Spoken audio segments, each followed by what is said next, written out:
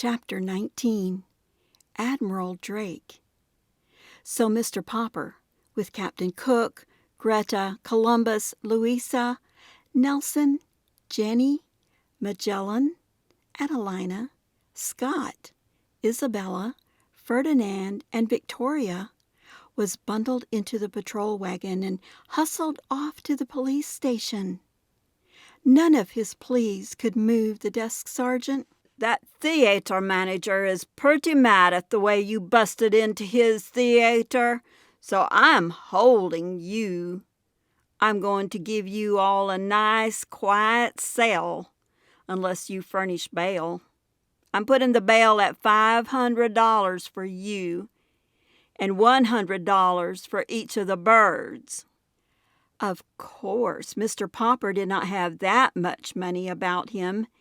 Neither did Mrs. Popper when they telephoned her at the hotel.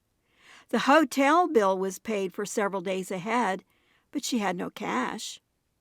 The check for the final week's salary was not due until the end of the week. Indeed, it now looked as if the Poppers would never see that check, since they could not get the Penguins out of jail long enough to put on their act at the Royal Theater. If only they could have got in touch with Mr. Greenbaum, Mr. Popper knew that kind man would have got them out. But Mr. Greenbaum was somewhere in Hollywood, out on the Pacific coast, and the Poppers had no idea how to reach him. It was very dull for the birds in jail. Wednesday came, and there was still no word from Mr. Greenbaum. Thursday, and the birds began to droop. It was soon apparent that the lack of exercise, combined with the heat, might prove too much for them. There were no more tricks or merry games.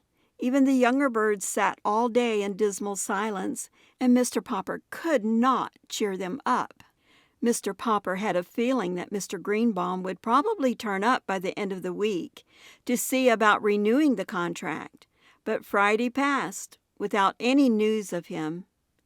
Saturday morning, Mr. Popper got up very early and smoothed his hair. Then he dusted off the penguins as well as he could, for he wanted everything to look as presentable as possible, in case Mr. Greenbaum should appear. About 10 o'clock there was a sound of footsteps in the corridor and a jingling of keys, and the door of the cell was opened. "You're free, Mr. Popper. There's a friend of yours here." Mr. Popper stepped out into the light with the penguins. "You're barely in time, Mr. Greenbaum," he was about to say. Then, as his eyes became accustomed to the light, he looked again. It was not Mr. Greenbaum who stood there. It was a great bearded man in a splendid uniform.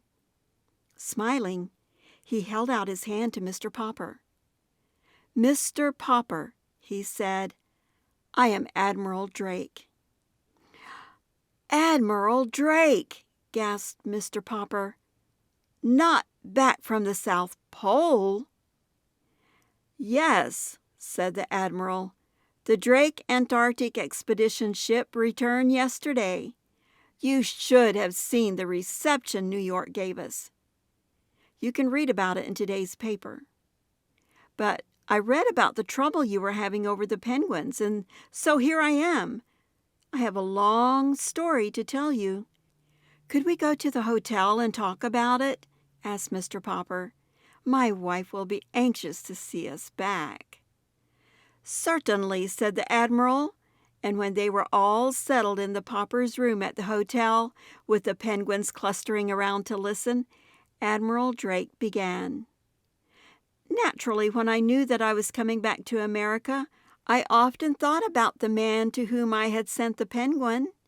It takes us a long time to hear things down there, and I often wondered how you and the bird were getting along. Last night, at the mayor's dinner for us, I heard about the wonderful trained penguin act you had been putting on all over the country. This morning I picked up the paper, and the first thing I read was that Mr. Popper and his 12 penguins were still being held in jail. But 12 penguins, Mr. Popper.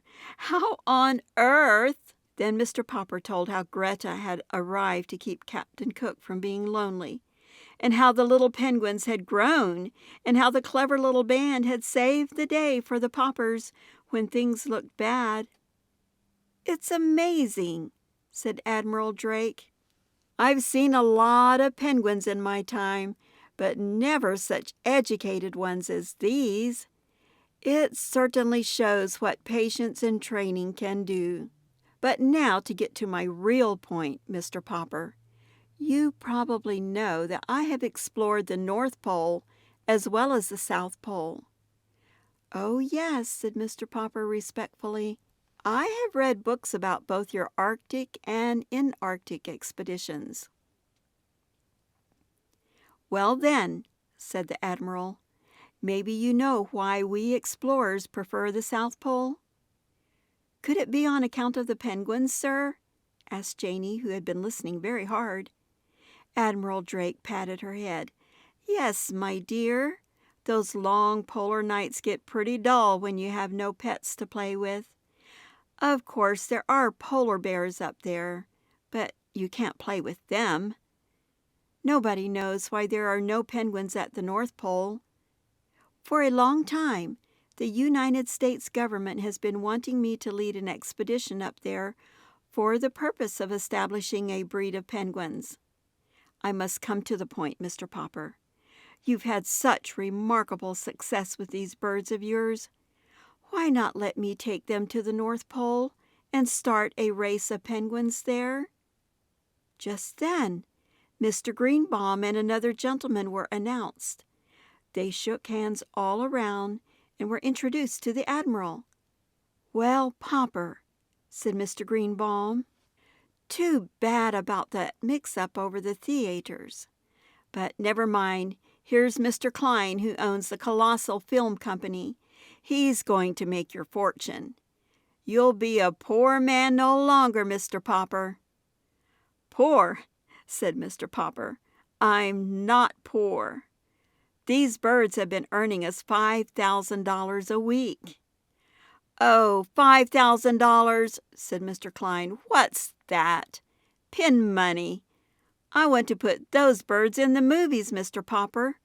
We've got the story department working on stories for them already.